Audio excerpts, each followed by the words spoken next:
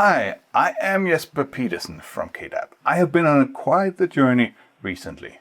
I have been a Qt Creator user for at least a decade. Before that I was an Emacs user, but that's a story for another time. My journey was to try out CLion to see if it's so much better than everything else as some of my coworkers claim. It definitely is a cool IDE for certain things.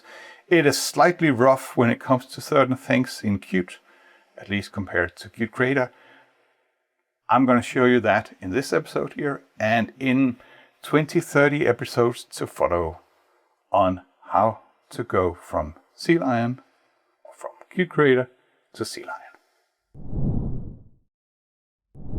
I would like you to play along, to try out the things that I show you, and maybe you will start using CLion, and at least you do not want to mess with your existing CLion setup. So I have myself created a small script that makes it possible for me to start CLion in a separate setup. And it basically goes like this. CLion properties equal to, and then a file that I point to in my directory here. And the file just looks like this. It points to a number of other directories that CLion will store its stuff in. And you can see I already tried, and then because of demo it gave me an error. But let's try again, and I actually did already try again. The very first thing that you'll see is CLion saying, hello, how would you like to start out? Do you want to migrate from a slightly older version of CLion, from Visual Studio, from a cursor? And I'll just say, nah, just skip it all. Let's get started completely fresh. So welcome to CLion. Let's try and customize it just a wee little bit. I simply personally do not like dark background. Sorry, it's ironic, isn't it? Because my shell is dark background, but everything else on my desktop is light background.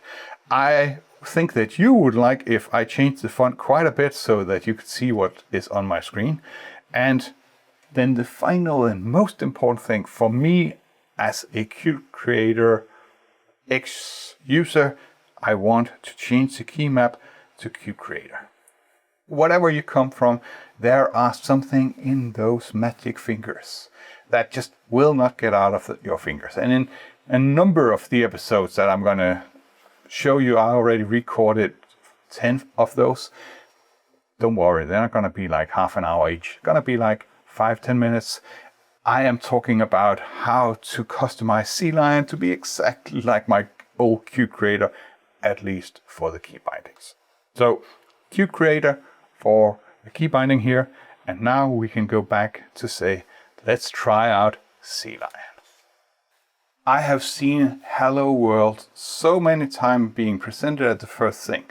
But let's be honest. It's not a new project that you are going to start out entirely fresh. You already have some code, and I therefore like to start by opening an existing project. It will ask me where to go, and I already typed that in here. I'd like to go to blah blah blah blah blah blah blah CMake list.txt and open that. And now CLion asks me, do you really trust, or do you want to open this as a project, or do you want to open just a file? Nope, let's open this as a project. And then it asks, do you trust this project? Because there could be stuff in there, but it's my own project, so I trust it. And it's opening, and you would think that it crashed, but it just moved over to another screen here, so no worries. There is my CLion now. And the first thing it does is that it'll come up and ask me, so you want some configuration here, right? It's a CMake project, so you likely want to build it, right? Let's set up a toolchain for you. And the toolchain, that it's a bit like kits in Qt Creator, and there is an episode that talks a bit about how do you set up different Qt versions. But we'll just see here, the toolchain name is default. What a great name for that. CMake, that's the one that is bundled with CLion. That's cool. Ninja, CC, and C++. And you can see it even finds my CC cache there, or C cache. My debugger is GDB. Okay, everything's cool. And now onto the actual configuration of this particular project and which toolchain will I be using. I will use a default one. What's the name? Debug, and the build type debug. It could be one of those that you know from CMake very well. My generator, Ninja, that's cool. And there is a bunch of different things. Build directory, well, it'll put it into CMake, build, debug, whatever. Finish. Let's just get started and see if this works at all. So now I have configured it. There is a page here that tells me what is new in CLion, blah, blah. Yeah, that's fine. Go away. And I just want to run it because that's what I want to do. So press the run button there. It is now compiling the projects, and fortunately that is relatively simple because my project is not a super complex CMake setup, but that's it. Now it's compiled and it ran the project. Okay, let's go and try and edit this project. Main.cpp is just such a great place to start editing stuff, and there is not much else in here. There's a normal tables that's commented out. Let's try and comment that in.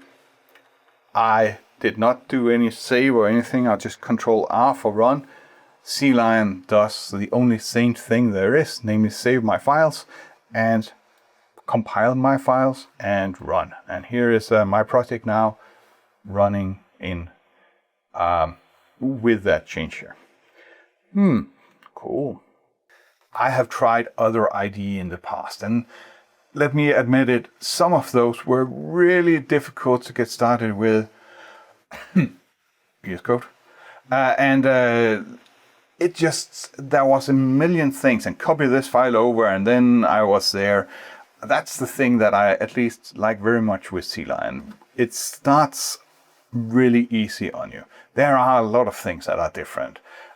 Like, for example, Control K that you know from Qt Creator to go to the file selector / go to line, go to whatever thingy at the bottom.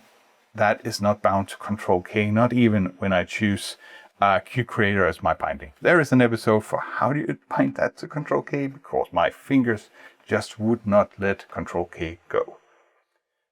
There are a number of things that are exactly similar to Qt Creator. So if I want to see what normal table look like, F2, that's my Qt Creator binding that I got by choosing Qt Creator as my setup. And here I am at that. Going back, Alt left arrow to go back to where I was before, Alt right arrow to go forward. And there's a number of things that just works. F4 to jump from header to CPP file and from CPP to header file. That also works. Shift F4 to go to Qt Creator. Yes, that do not work. Fortunately, there's an episode telling you exactly how to do that. But let's continue on now and let's try to see what does it look like if I want to create a complete new project with CLion. Wait, Jesper. Can I just ask a question there? How about QMake files? Sorry, CLion do not support QMake files. There is a link below to a QMake to CMake script or project from the Qt company actually that migrate you from those .pro files to CMake list.txt. It's just a choice that they've done, and let's admit it, this is 2026. If you're still on the .pro file, then maybe it's a good time to migrate. Okay, it's time to start and load that new project, or to create a new project. So how do I close this project here? That's at least one of those things that, I can't find that. Well, I have not found a closed project, but there is a new C++ class, blah, blah, blah. C++, where are you? Obviously not from here. Up from here. Ooh, that's the menus that sits up there. I did not tell you about that. The menus are hidden in this burger button. And of course, that is one of those things that are configurable, but let's not go there right now. New projects. And let's call this, I like to put my stuff in /dump, those things that can be thrown away. And of course, this is hello world, and who am I to break tradition? I'm Jesper Pedersen, so I am gonna give you welcome instead. There we are. And now it says, would you like to open the project welcome? Yes. In this window, in a new window, or cancel. I'll just say in this window, the old project is done for me by now. And here is a new project, and that is not exactly what I expected because I did not choose a new Qt project. So let's do that. Control N, that was one of those things that are in my fingers. That's just going to give me a new file. No, up here, new and projects. And this time I will go over here and say Qt Widgets executable. Dump Qt welcome. And it's going to be Qt version 6. I am going with C++ 20. That's perfectly fine for me. Create and in a new window. And can I hear some drums? Because now we have a new Qt project. Control R for running it. I don't need to go and specify that I want to build it. It has figured that out already. And here is, well, hello world. Something just can't be changed, it seems. Okay, that is not super difficult for an IDE to be able to create a hello world for Qt. But let's see what is the workflow if I want to add a new dialog or a new main window or something like that. I could again go up here, File, New, and now I have a number of things here. And among one of those I have Qt UI class. It comes up and asks me for the name of this, so let's just call it main window. And it goes into, it's a QMain window. It's a workflow that's pretty similar to what we have in Qt Creator. Down here, it tells me that it will add it to the target's Q welcome. And I'm not entirely sure what this indicates to me, except that it's going to add it to this, this line here. I'll say OK. And here is my main window. And what you didn't see on the other screen was this little fellow came up. What is that? Well, that you obviously are not as old as me, because if you were, you will remember that from the good old pre-Qt Creator days. That is Qt Designer, the binary that is a standalone binary for our UI file. So let's go over here and find a text edit. Text edit, put it in here, put it into a layout, and well, let's save it. Let's quit it.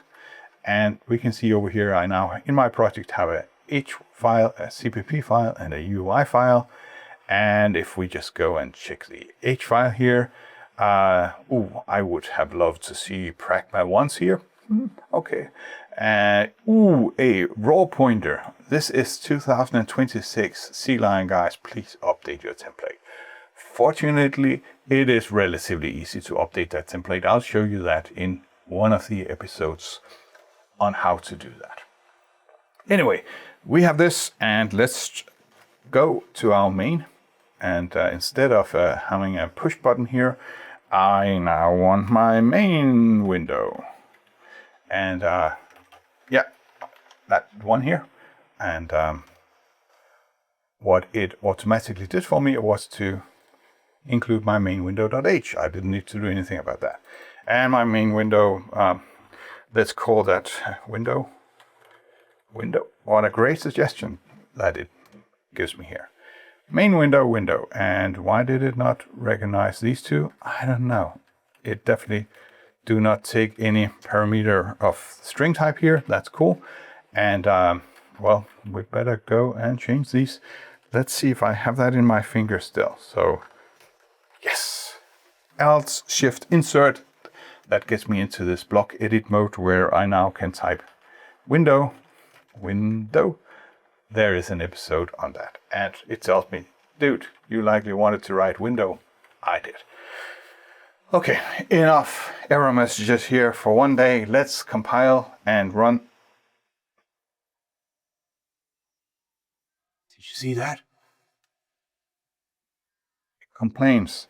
In main window.cpp, let's go over there. Main window.cpp. It complains that there are no such thing as main window.ui. But it's called main window with lowercase. This is the most embarrassing moment for CLion, especially because this has been reported for more than a year ago that they have this error. You gotta trust me, it is worthwhile staying on and watching more. This is super annoying, but at the end of the day, when I create new projects, let's just go there. File, new, Qt UI class. Let's call it search dialog. My search dialog. I am not gonna call my file search dialog lowercase. I just go here. And now I have a search dialog that comes up with again, go away, and build. And you will notice that this time it is not complaining. So it's annoying, it's embarrassing, but it's not the end of the world.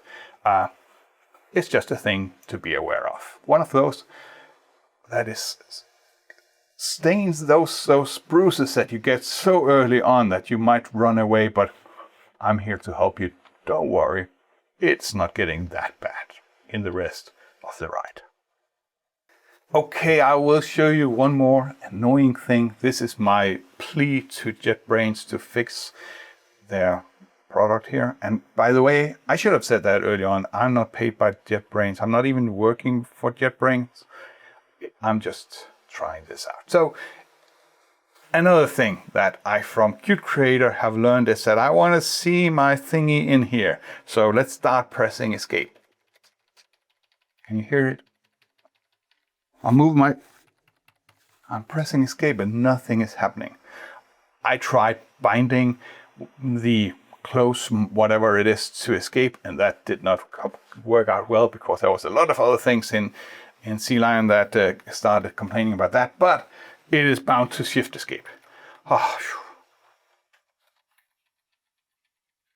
unfortunately, it's not a stack of things. It's just the most recent thing. They have a pointer to the most recent thing. So if I have this project here, I bring it up, shift escape, go away. I bring it up, I bring up the run part here, shift escape, that one goes away, and I'm clicking it. I hope noise cancelling is not taking it out. It will not go away. Go away. Yeah, I can bring up this one. I can bring up this one. Shift escape will take the most recent one away. Please, JetBrains, fix that. Where were I? What did I wanted to show you now?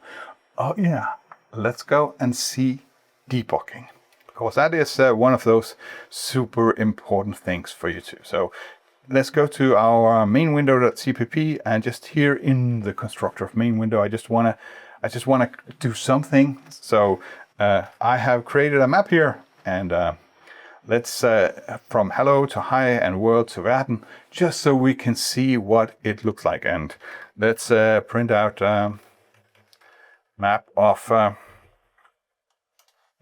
map value hello. Okay, cool. Let's print that out, but let's put a debug breakpoint here.